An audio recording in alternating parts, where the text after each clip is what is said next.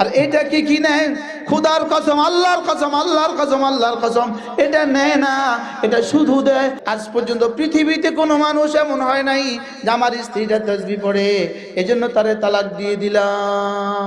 আর হাজার হাজার নজির আছে কিনা, সারাদিন ফেসবুকে থাকে, তারে 3 তালাক ছুড়ে মারলাম। তুমি কেন বুঝলা না?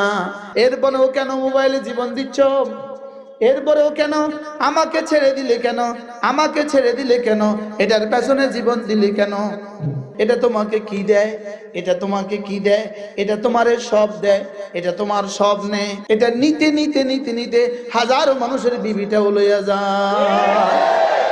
এটা নিতে নিতে হাজারো হাজারো মানুষের মেয়েটারে নিয়ে যায়।